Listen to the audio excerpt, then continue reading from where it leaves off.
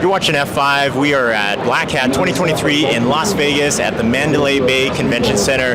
I am joined by special guest today, Kara Sprague. Kara is our Chief Product Officer at F5. This is actually a newish role at F5. Kara, I'd love for you to actually explain to our audience what does a Chief Product Officer entail?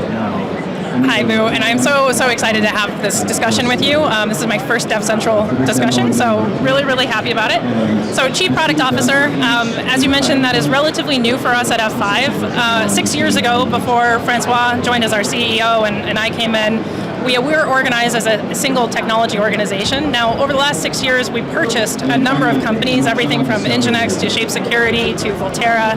And what we did was we had fractured a bit of our product organization so that we could independently expand our addressable opportunity in those spaces. And the Chief Product role is now bringing all of those back together under a single EVP reporting to Francois. And so I am the person responsible for all engineering, all product management, all product marketing across all of the F5 portfolio. Oh, that's awesome. Okay, so I mean that includes all the things that we talked about here at Black Hat and all of the other stuff that we talked about as well. So we're actually going to get into a couple topics today. One of the topics that I wanted to get into is, and if folks actually recall from last year at Black Hat, a very common theme that I was observing and I noted at the end was actually API security. F5 has done API security for a long time. Everybody who has been working with ASM for a long time, you know that you've been able to secure your SOAP for a very long time. You've been able to upload a WSDL file into ASM and secure it. However, I think the rest of the market is catching up. They know that API security is at the forefront. I think last year at Black Hat, a huge topic. Again, huge topic this year. What do you think is driving that now? Like, why is it everybody's top of mind subject? Well, it's top of mind for everybody because API endpoints are like where applications were, I would say, 5 years ago. 5 years ago, if I talked to customers and I asked them, do you know where your apps are? They would say no. Do you know how many you have? No. Do you know how they're secured? No. Well, companies have done a lot of work to make progress on all of those questions. And what they're doing now with microservices and container native solutions now is API endpoints are now the window into those. And unfortunately, companies have a similar lack of visibility into their APIs. They don't know how many they have, they don't know where they are, they don't know who's connecting to them, and they don't know how they're secured. So API security has become basically the new entry point for malicious attackers and cyber threats into an enterprise and their network. That makes a lot of sense. What we're also seeing as well, I think we've had some reporting on this as well, but API sprawl seems to be coming up a lot. Huge. It's a huge issue. So, there's one thing to understand APIs if you trust your development team to be cataloging those and say, okay, I introduced this API, here's the schema for it, here's how I'm protecting it. Most development teams don't have that level of discipline. And so there's APIs that they are standing up in different environments that oftentimes are not fully managed by a central cybersecurity organization. In addition to that, there's APIs associated with prior versions of different offerings. And many companies are not great at decommissioning those API endpoints. And so the net of it is, as more and more organizations invest in digital services and add more and more apps and APIs around not only their operations, but also customer engagement, new business models, and new revenue generating services, all of those are generating APIs. And for the most part, the level of visibility that organizations have on them is very poor. Right. And it's not even, I guess, APIs that you're building and unintentionally documenting, but it could be like third-party software that you're putting into your application, and then Yes, precisely. So if you're introducing even, like to your point, if you're writing it yourself, you have in-house development, you could put the onus on your development team that they have to document those things. But if you're deploying production applications from a third party, like an independent software vendor, there's also APIs in those that have to be accounted for. So you're exactly right. Yeah, so lots of APIs coming up.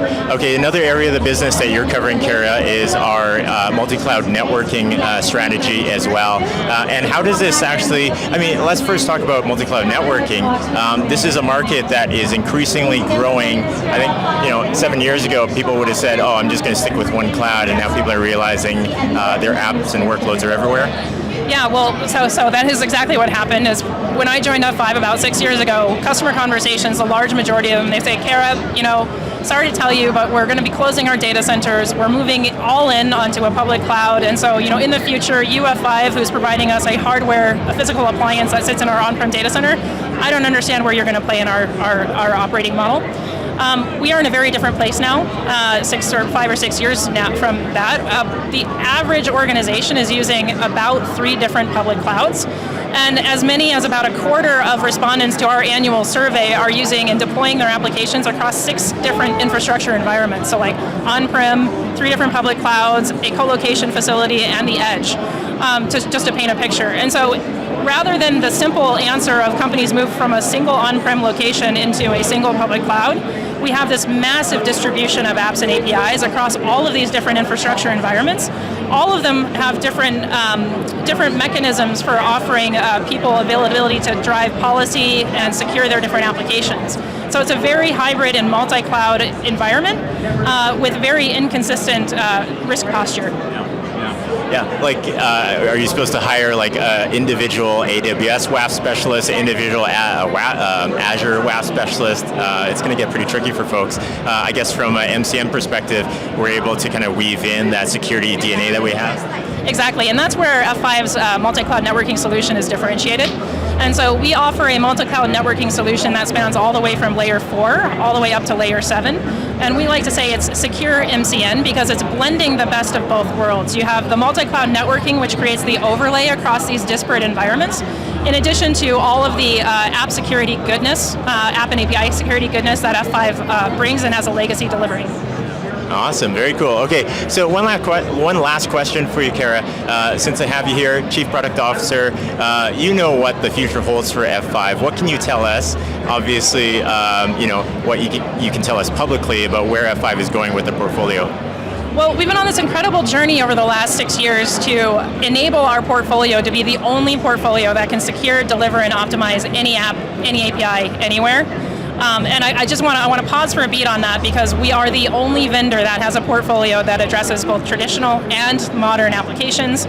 We're the only vendor that has a portfolio that delivers solutions in a hardware form factor, a software form factor, in SaaS and managed services. And we're the only vendor that offers solutions that span both app delivery and security. And so when you think of all of that power of and, that is precisely what F5 has been pulling together in our portfolio over the last 6 years.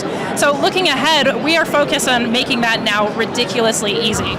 So how do we reduce the operating burden that many organizations have? To your point, it's not economical, nor does it make any sense for people to have, like, for example, the separate person who manages your AWS WAF from your Azure WAF from your on-prem WAF, and you have to train up 3 different people with 3 different skill sets and expertises in all of those models. F5 fundamentally believes that the path through this is this abstraction of the L4 through 7 services and a consistent layer that is delivered with consistent policy management and consistent operational models.